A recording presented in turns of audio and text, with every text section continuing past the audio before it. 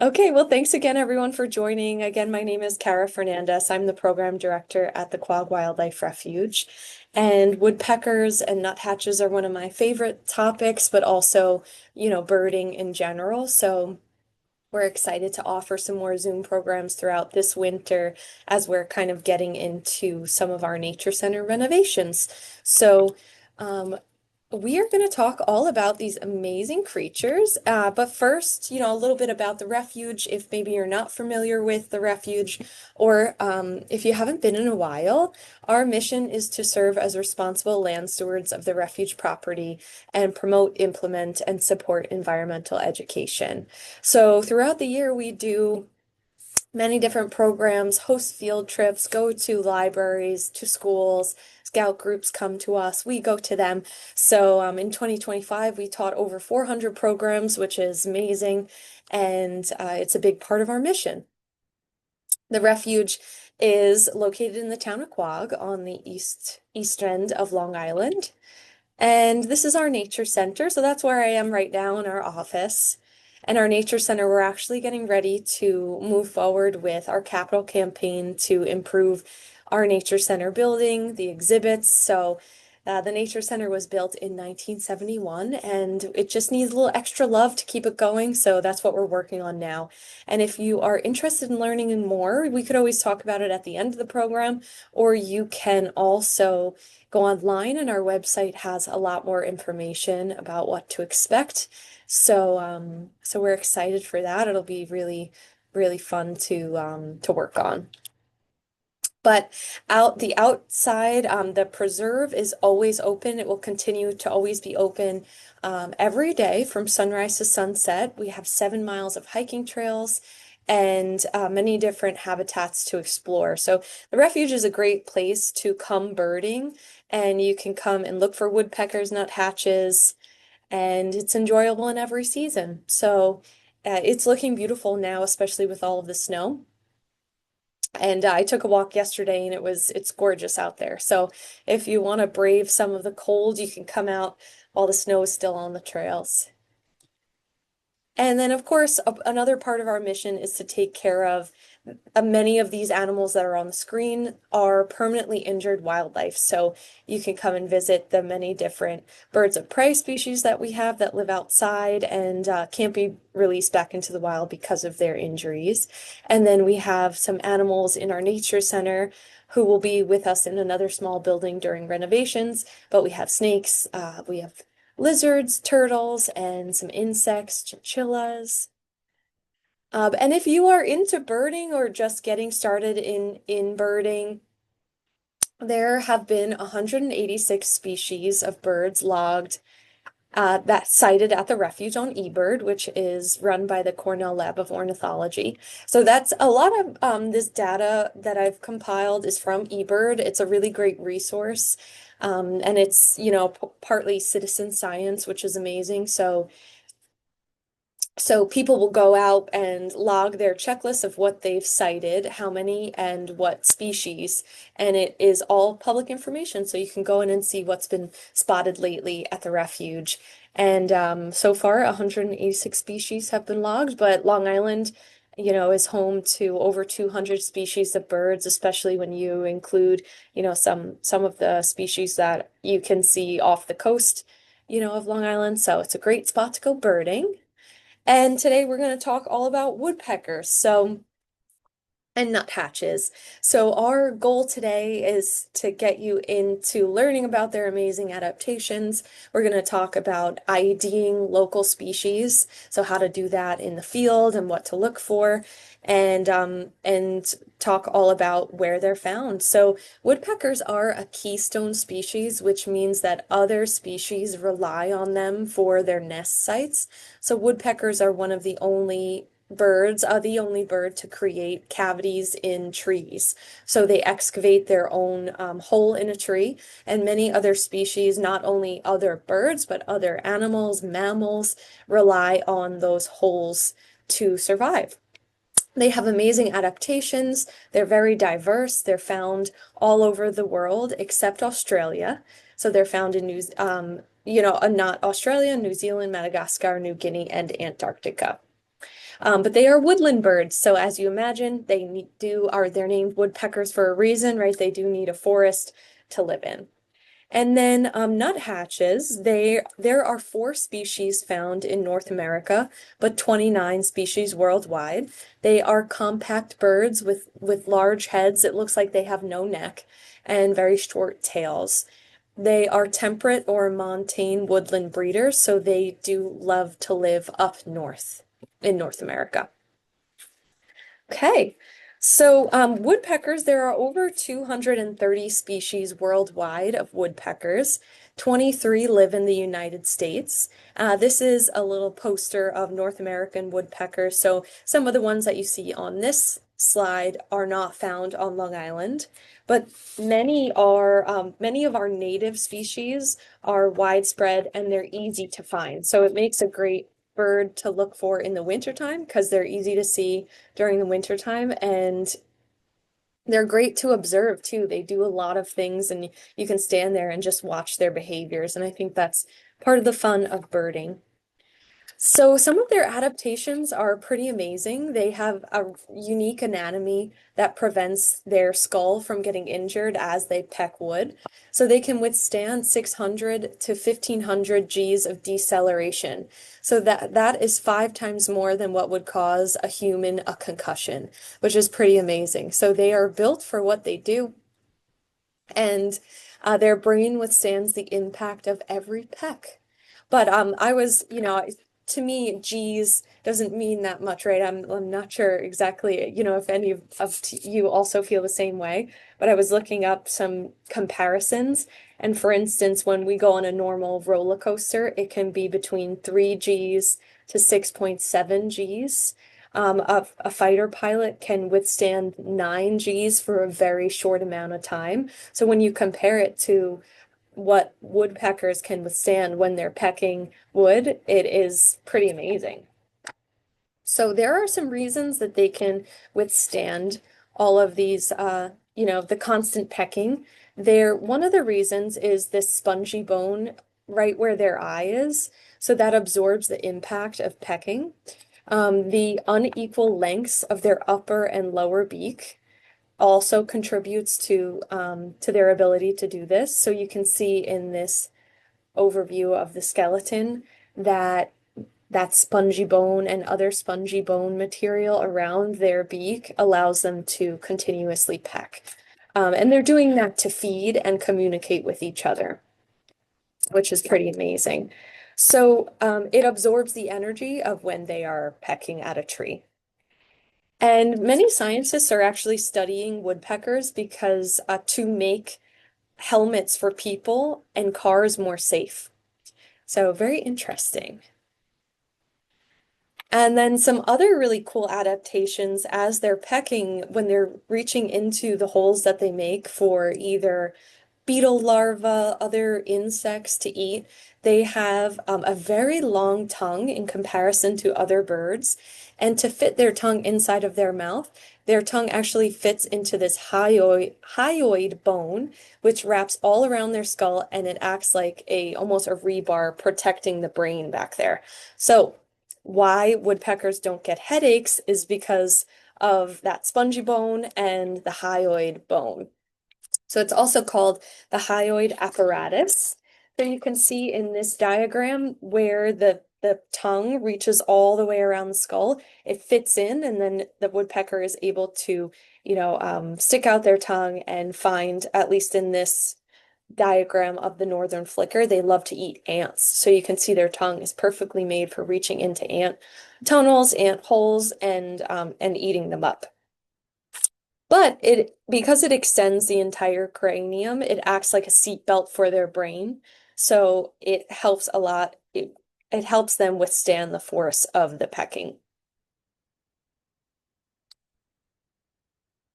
And then this is a comparison of a woodpecker hyoid apparatus as it wraps around the brain compared to a chicken. So you can see that in the chicken, it's much, much less developed. So in species of woodpeckers, their tongue, like this northern flicker, can stick out of their head up to 2 inches in length, which is pretty amazing. Their feet help them as they're scaling up and down trees. Their feet are zygodactyl, which means that they can hold two in the front and two in the back, and that helps them grasp onto tree bark. Whereas other birds, especially perching birds, they hold three toes in the front and one in the back to help them grasp. But woodpeckers are unique in that they are zygodactyl. Their tail is not only good for helping them fly and maneuver throughout a forest, but they lean against it, as you can see in this picture. So they have very stiff tail feathers, and that helps them as they're kind of getting purchase on a tree, they can lean back against their tail.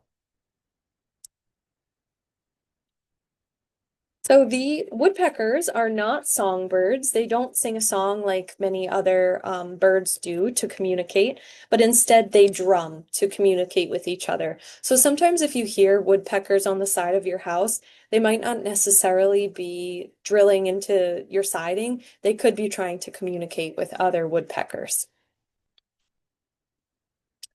So on Long Island, we're very lucky to have many different species of native woodpeckers. So this is all of the pictures of our local species, and some are more common than others. So we are going to get into each species individually and talk about what they like to do, how they behave, how to identify them in the field. And seasonally, some of our woodpeckers are migratory. So in this season, we may be seeing or not seeing certain woodpeckers, so we'll get into that. But the yellow-bellied sapsucker, red-headed woodpecker, red-bellied, downy, hairy, and the northern flicker are more common. And then the pileated woodpecker is the only woodpecker that is very rare on Long Island, very uncommon to see, and we'll talk more about that as we go on. But again, if you have any questions, feel free to type them into the chat, or we can wait till the end as well.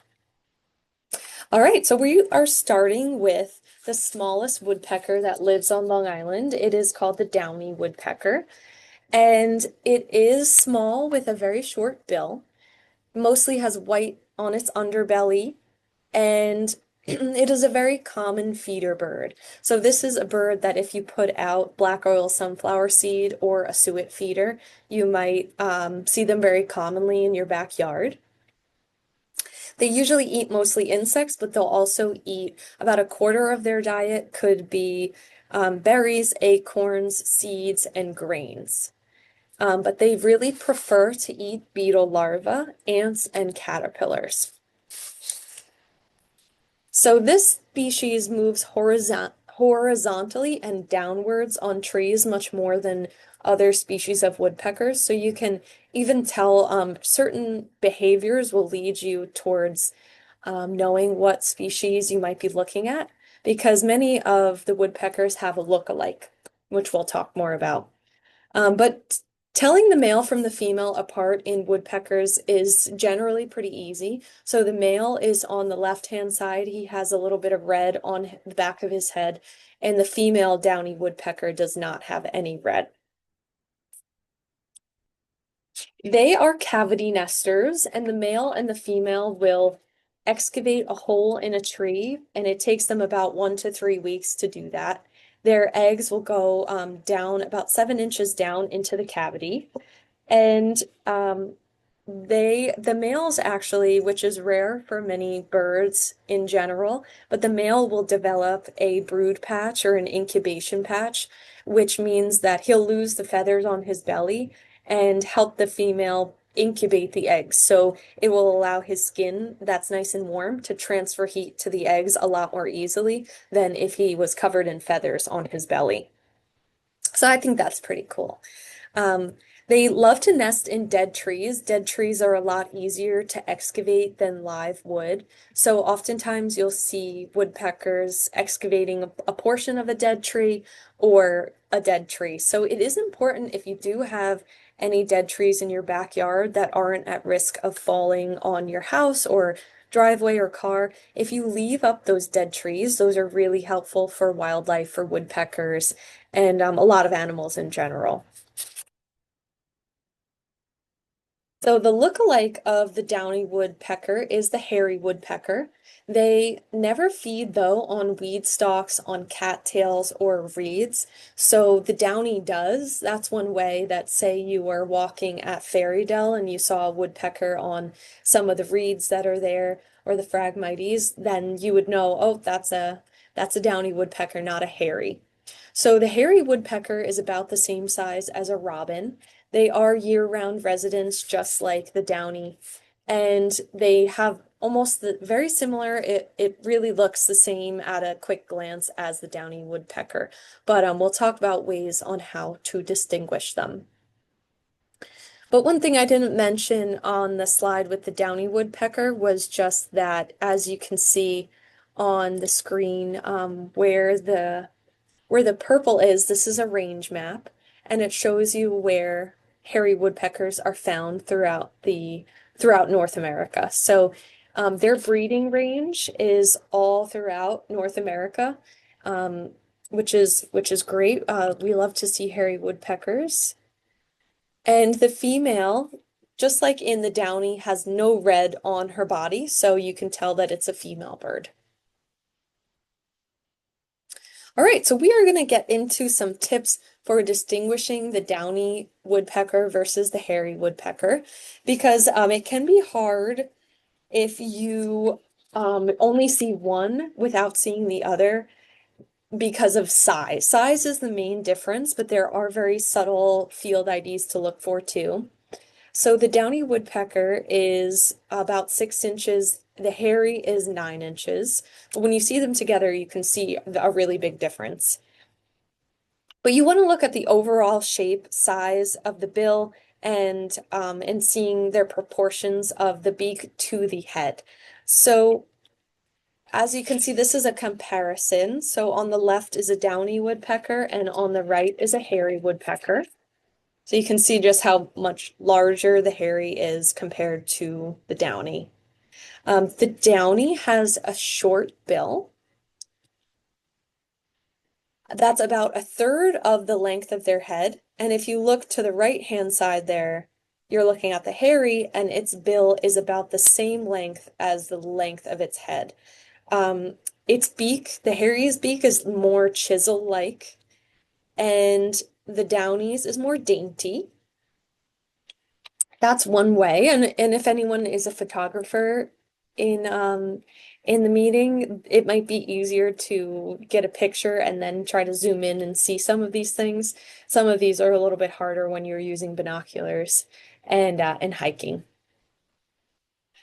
Another thing is the comma mark that is on underneath, like kind of reaching into the underneath of their bill on their neck. So on the left-hand side, you can see that the downy woodpecker doesn't have any markings under its chin. It's mostly white. Although sometimes it can have a little bit of this comma mark, it's called, but the hairy woodpecker that's on the right-hand side here, you can see that it has this almost like a little curve of black that cuts into underneath their chin into their neck and breast feathers. So it's well developed in the hairy woodpecker. That's one way you can tell that it's a hairy. And then for the downy woodpecker, when you look at their tails, they have spots on the white edges of their tail, whereas the hairy woodpecker on the two right-hand side pictures, their tail feathers don't have spots of black on it. So if you look from both sides, you can see that the downy has more black polka dots almost on their tail feathers. But again, it's really hard to see some of these things when you're moving, when the bird is moving. So these are things if you got a good picture, or maybe you're in your house looking out the window and you have more time to observe, some of these things can be fun to look for too. So the hairy has completely white outer tail feathers. Right, so I bet you guys didn't think you were getting a quiz tonight, but if you have any guesses, you can put them in the chat. This was a picture that was taken at the refuge. And does anyone have a guess of what they think it is? So it was saved in our files as just a picture of a woodpecker. So whoever took the picture in at the refuge, it was probably refuge staff, didn't ID it. It was just in our files. I found it when I was making this program, and I thought it'd be fun to try to ID it from a picture. Right. Got some guesses coming in.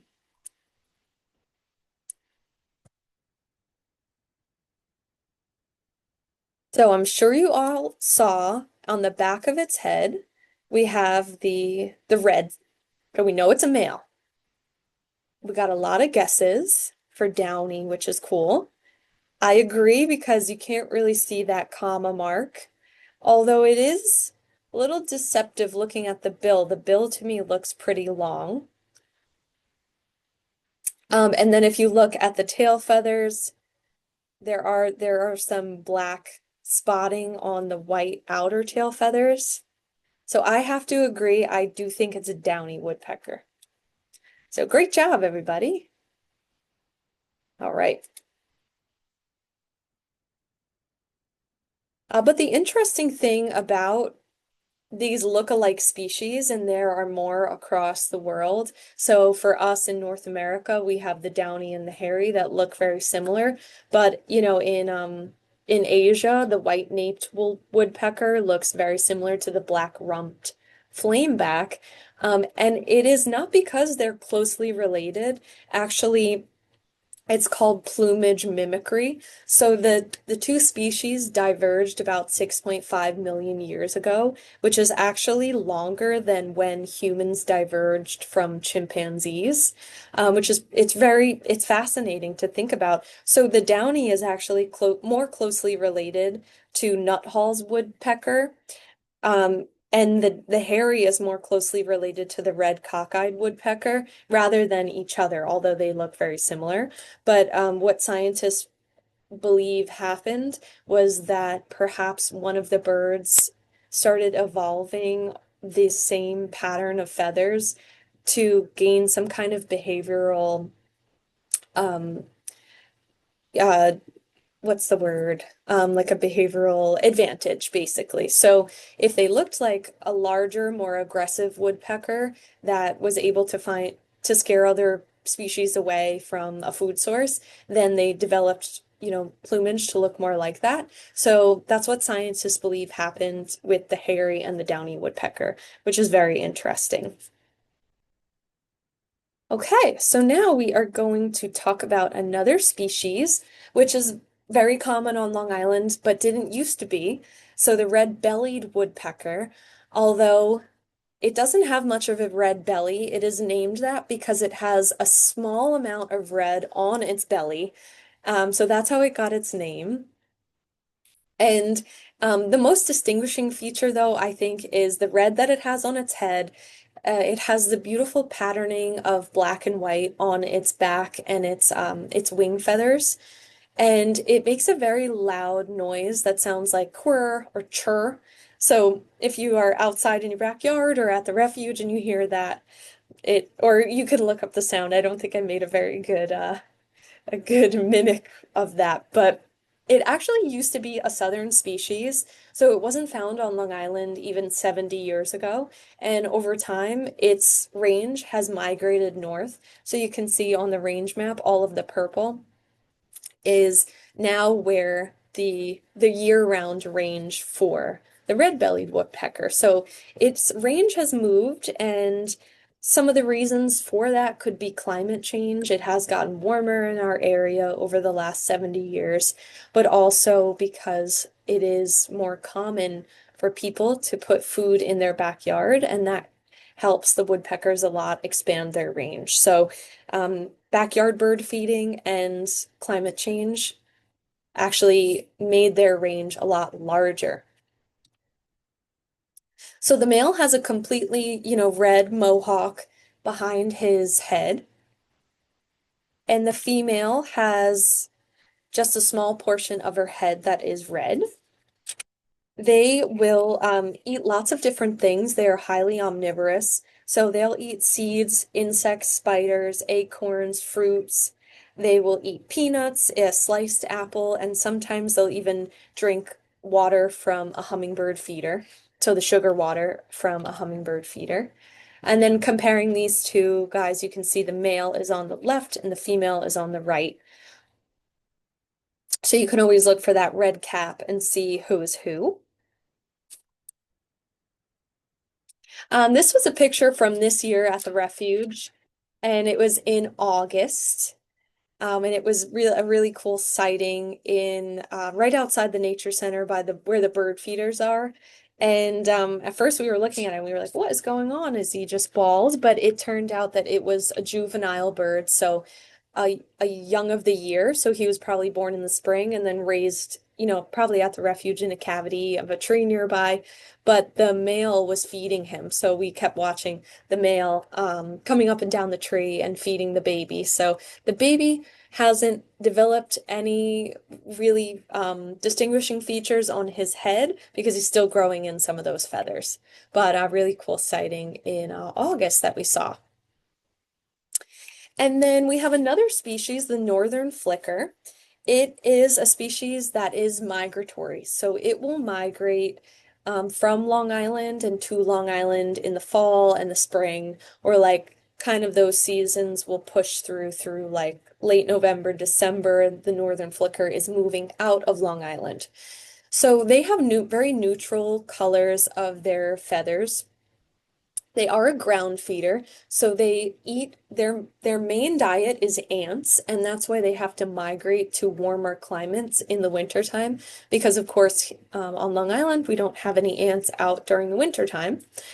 But you can look for their white rump in flight. They have a unique call too that you can listen for, and they really prefer to be in open woodlands, and backyards are a very good open, sometimes open spaces for this bird.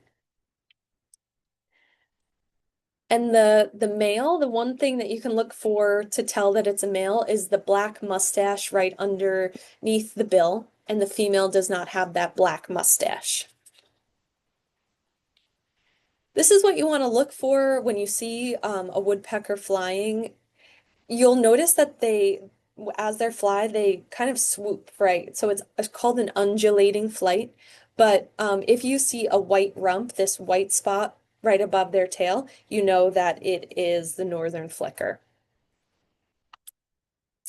And in our area, the northern flickers underneath their wings and tail, it's called they're yellow shafted, which is interesting. In the west, you can see they're red shafted. So at one point they were thought to be different species, but it turns out that they are the same species. But the yellow shafted woodpeckers are in our area, the flickers, and a cool, like kind of a cool history um, fact was that during the Civil War, the Confederate troops from Alabama were named because their uniforms the soldiers had yellow on their wrists and also like underneath their sleeves. They were nicknamed the Yellow Hammers, which was a nickname for this woodpecker. So all of the troops were nicknamed that, and it's still Alabama's state bird because of that, which I thought was really interesting. And it is the only state, Alabama, that has a woodpecker as the state bird. New York state bird is the eastern bluebird. Okay. But they're beautiful. And again, they are seasonally migrating for their food source. So if we look at this map or this graph, you can see that in January, there aren't many woodpeckers being spotted, northern flickers being spotted in our area. It sometimes peaks back in the spring. They could be migrating through. And in the summertime, again, they're probably on their breeding grounds a bit northward, and then in the fall you'll see flickers coming through Long Island again. So they are seasonally migratory. But you'll see them a lot on the ground, again, because that's where their favorite food source is. So if you ever see a woodpecker on the ground, you'll know that it is most likely a northern flicker. and they can eat up to 5,000 ants in one sitting. This was the picture in the beginning of the slide where the tongue was super long, and that helps them eat all of those ants. And at the end is a it's barbed, so it just catches all of those ants.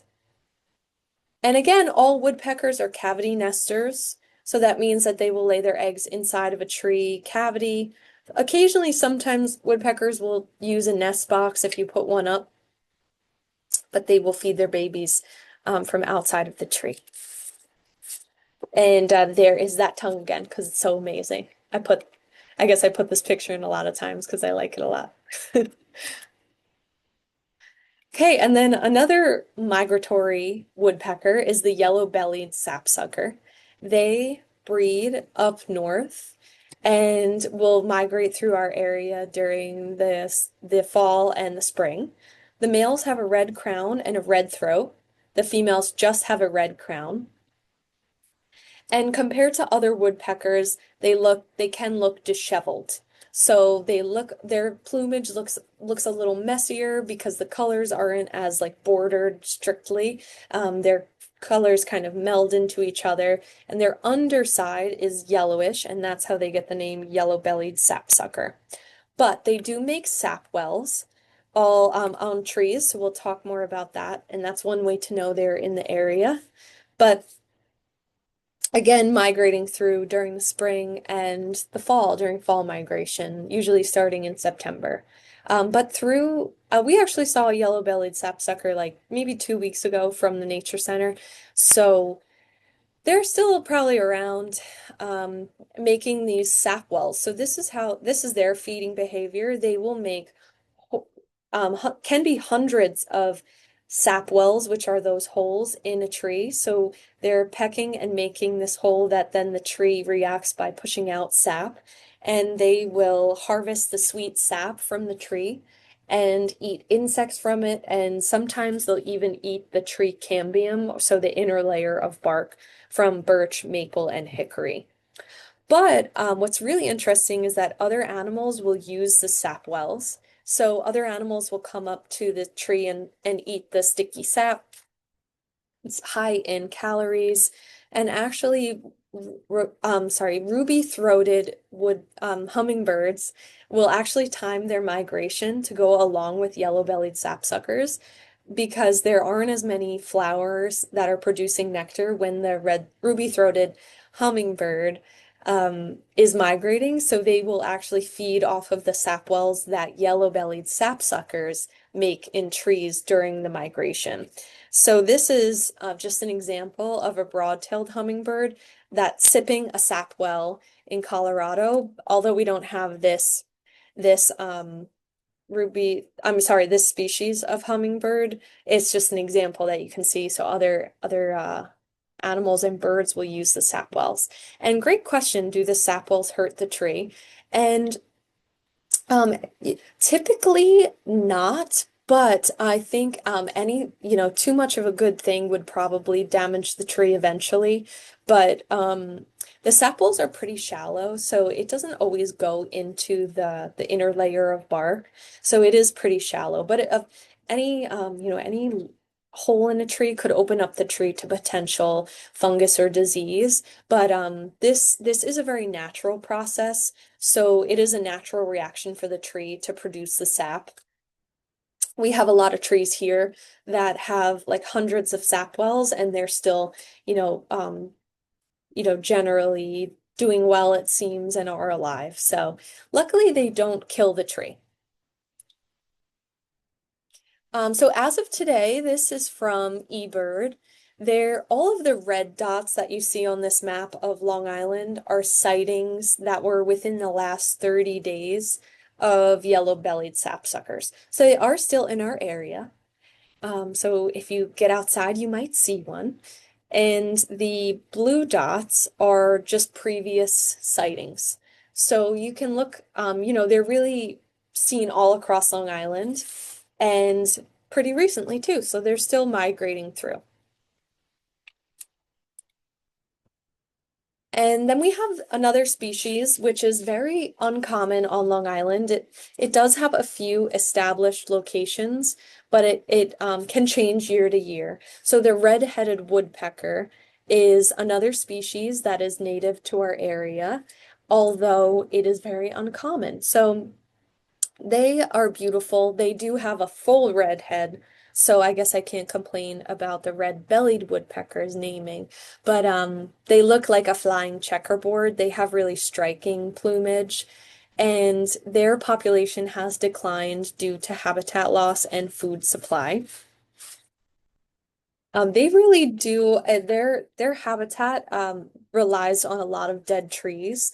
So in certain areas of the country, it they prefer pine forest down south, but up in the north by us, they prefer a deciduous mixed forest, and they do prefer sometimes mature older trees or older treed forest. But they are one of four woodpeckers to store food.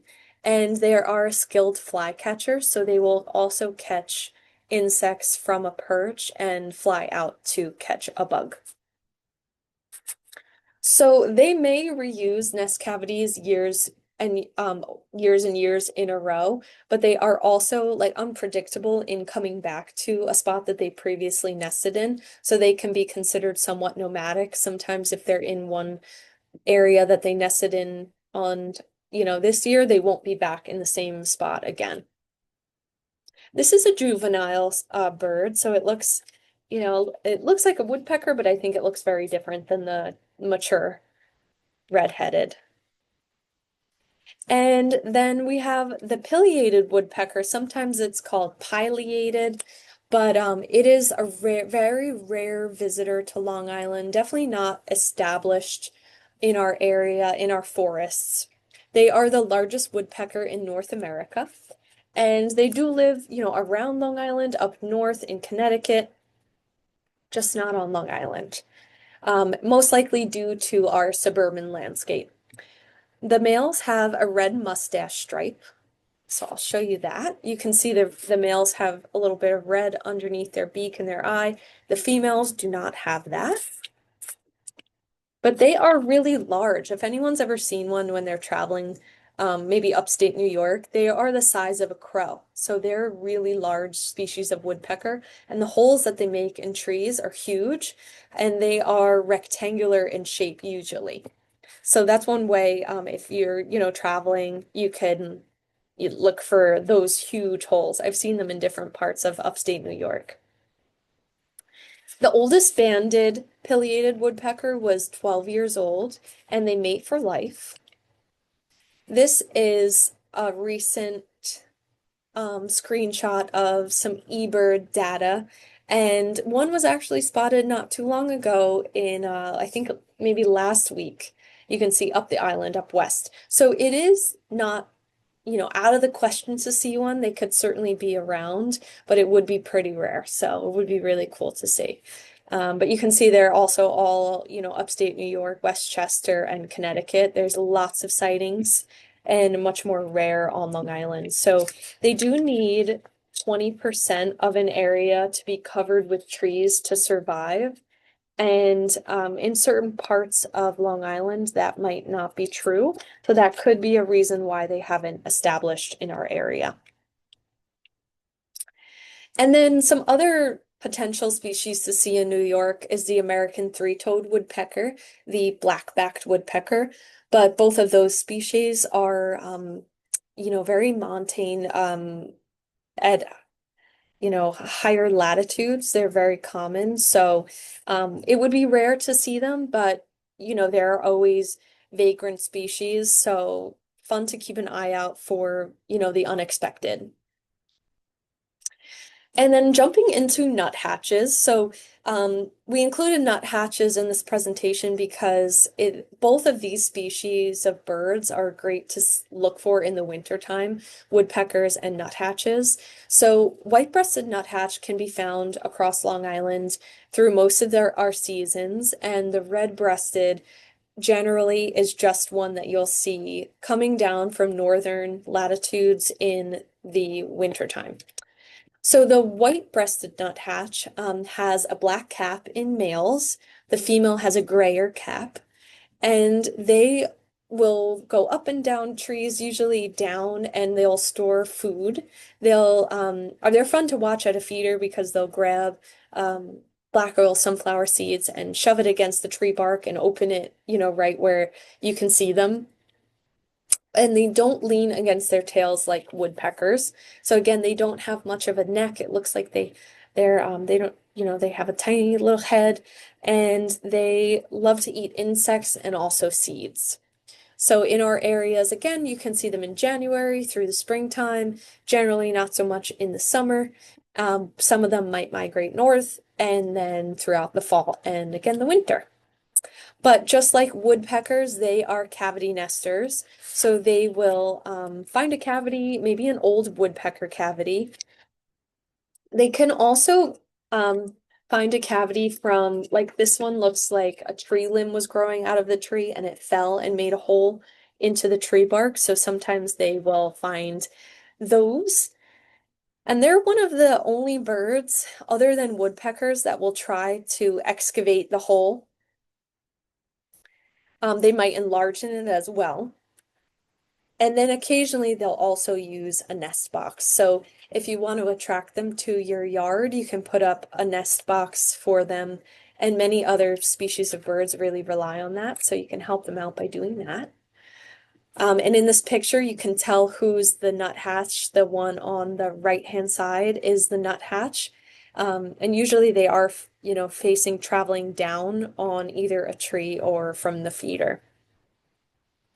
But in the wintertime, they will join flocks of other birds. They'll join chickadees and titmice, and as a survival tactic to, be in a big, almost like a school of fish, and it's harder for predators to get them. And they do feel more comfortable even in a flocks of mixed species. And some scientists did a study that when titmice were removed from the flock, the nuthatches were much more wary and less likely to visit the feeder. And great question about some of these birds about eating ticks. They don't eat ticks. They mostly feed on insects and seeds, but some birds like some native birds like turkeys will eat ticks. So that is good news for us because we could use some more animals that eat ticks. And if you want to attract really any of the birds that we talked about, many winter species of birds love black oil sunflower seed. It's the most nutritious option that you can offer them. So that is usually our recommendation. The black oil sunflower is the best for almost every feeder bird. So that's a good one. And then we have the red-breasted nuthatch. It is very small, a lot more red underneath its belly. They will zigzag a lot. They're very fast, kind of hard to keep an eye on, but they're really loud. So if you learn their call, you'll start hearing them everywhere in the wintertime usually. And on Long Island, depending on the year, we'll either see many red-breasted nuthatches or not as many. Because they do prefer to live up north year-round, they will sometimes if there's a poor cone production up north in the northern forests, coniferous forests, they'll actually move down south. They can go as far as the Gulf Coast if they're needing to get food for the winter time. This is a picture of one at the refuge. And again, we kind of talked about this, but you'll see them much more often through the wintertime, the fall, and a little bit of like March into April. But sometimes you'll see hundreds of them in our area, and it's called an eruption, not interruption, but a bird eruption. And that just means that birds are traveling from their normal winter range, depending on a lack of food, poor cone production, and you'll see movement of hundreds, thousands of birds coming down south. So if we can, it's kind of warmer here on Long Island than it is up in the Arctic. So snowy owls will come down in an eruption year. It usually is every 3 to 5 years where maybe there's not as many lemmings for the snowy owls. And then for the red-breasted nuthatch, every 2 years seems to be when they will come down south when it's a poor cone production year. So this is, as of today, the sightings of red-breasted nuthatch on Long Island. Those red marks are within the last 30 days. So it's looking pretty good because I was comparing it to last year. And last year, you can see in January, there was just a handful of red-breasted nuthatch sightings. So it's looking like this year, maybe it's an eruption year. I guess we'll have to wait and see, but it might be worth a little winter walk to see if you can spot them. But I do recommend looking up their sound because they're really loud, and it will help you know when to stay still and start looking for them. Okay, and then of course, woodpeckers and nuthatches, they do have some predators that they have to look out for. Larger birds, like birds of prey, like Cooper's hawk, eastern screech owls, other owls, red fox, snakes can prey after the babies inside of their cavity.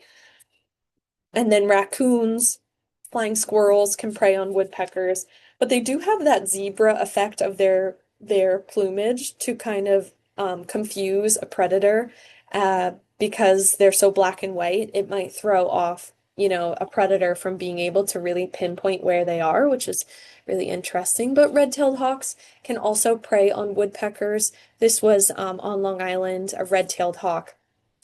Looks like it got a red-bellied woodpecker. So they do have predators out there. But they have a huge benefit to other species. So without woodpeckers, they are a keystone species. Many different birds, mammals wouldn't have nesting sites. So as you can see on the left, this is a wood duck cavity, or I'm sorry, a woodpecker cavity that wood ducks took over. Wood ducks rely on a hole in a tree to have they lay their eggs in, and the babies, once they hatch, will actually jump from the tree cavity and fall to the ground. They're totally fine. That's what they're, meant to do. But wood ducks rely on holes from woodpeckers, and there was a great, information about this picture, but they were saying that the wood ducks tried 12 times to get into this hole in the tree that woodpeckers were in. So that's pretty interesting. They knew it was a good spot. And then flying squirrels are native to Long Island, the southern flying squirrel, and they need woodpecker cavities or cavities in general, but woodpeckers are the only ones that make them. And in different parts of the country too, owls will use woodpecker cavities that are made by woodpeckers. And 11 species of North American owls rely on those cavities made by woodpeckers. But of course, we also understand that there's, the intersection of wildlife and humans. We do get a lot of calls about woodpeckers, on people's homes, and they can create some damage, but generally they have lots of food out in the forest to eat. If you've ever had an instance where a woodpecker was, pecking at your siding at your house, there are some things that you can do to humanely prevent that. So interestingly, the Cornell Lab of Ornithology tried 6 long-term deterrents. Some of them are kind of funny, but one was they put life-size plastic owls out with paper wings. The second option was they put reflective streamers. Option number 3, they put plastic eyes on fishing lines. They put up nest boxes so so that they'd have an automatic nesting place. They put out suet feeders, which is a great food again for woodpeckers. And then they put a sound system with woodpecker distress calls, followed by the call of a red-tailed hawk. So out of all of those 6 things, the thing that they found worked the best was the reflective streamers. So that's kind of cool to know if you ever have any instances of like home damage and woodpeckers. The reflective streamers was the only thing that regularly worked, but unfortunately nothing works all of the time. So they found that unfortunately not all of these things or that one thing won't work all of the time. But there are cool things to try to naturally deter them if you find an area of your home is being pecked at a lot. And if you want to attract them to your area, I would recommend putting out a suet cake, which is rendered fat. And sometimes suet cakes will have seeds in them, like in this picture, but they're very inexpensive. The cages are also really inexpensive. And they're great for woodpeckers, so they have a high fat content, so really good for birds throughout the winter time. And attracting woodpeckers and nuthatches is pretty easy. If you put out that suet feeder, you can put out a regular bird feeder with black oil sunflower seeds, but they do like to feed closer to trees. So you can try putting the suet feeder near a tree, in a tree, and they'll feel more comfortable and will most likely come to it more often. And then you want to put the suet off pretty high off the ground so that, like, if you have a dog, it can't get at the suet. Sometimes squirrels will try to get at them, so you might want to hang it from somewhere that they can't really reach it. And many of them, they might melt in the summertime, but the best time to feed, wild birds is in the winter time. So now is a great time to start practicing and see or putting out suet or black oil sunflower seed. And then some conservation concerns for woodpeckers includes habitat loss, of course. They do need dead trees to excavate, to nest in. So dead tree removal can be an issue in some parts of the country. And then, of course, climate change. There are some species that would do worse if our areas warm up more and more, like those northern range species. And then there may be species like we learned about, the red-bellied woodpecker might even do better. So, but those are some of the concerns for woodpeckers. But as a whole, they are at a low risk right now, which is good news. So, a few species worldwide are threatened. But there are extinct woodpeckers, throughout history. So it's definitely something that we, always, want to push the preservation of land and, being a good neighbor to all of these wild animals.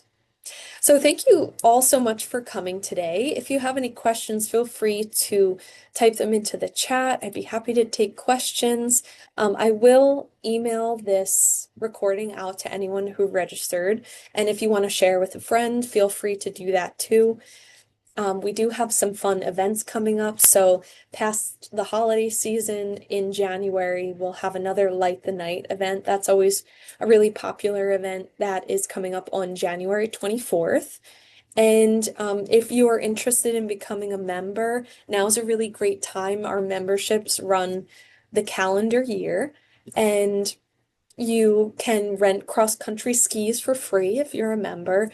There is also discounts from our gift shop if you want to do any holiday shopping, and free and discounted programs throughout the year, as well as supporting the animals that we care for. So thank you all again so much, and I will stop talking and see if anyone has any questions.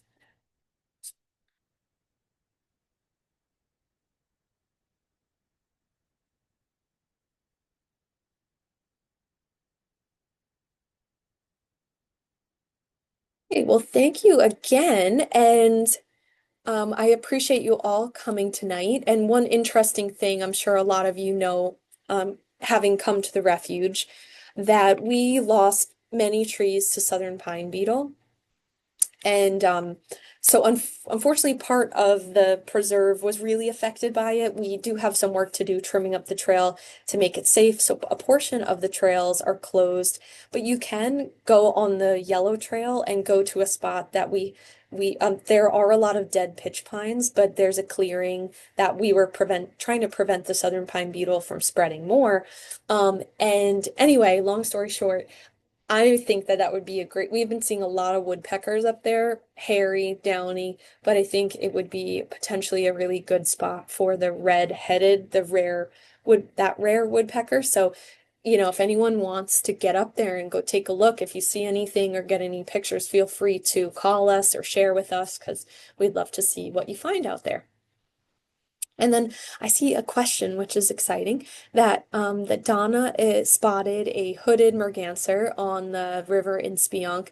And actually, hooded mergansers are really common in our area. We see them almost every day in the wintertime on the pond. They're a beautiful species of duck that comes from up north and spends its winter on Long Island. So if you enjoyed this talk, I'm doing another one in, I think it's in January, on waterfowl. Um, and it's all about winter ducks. So would love to see you there. Ducks are also my favorite, um so hopefully we'll see you there, and I hope you guys enjoy all of the birds that are out in your backyard. All right, thank you.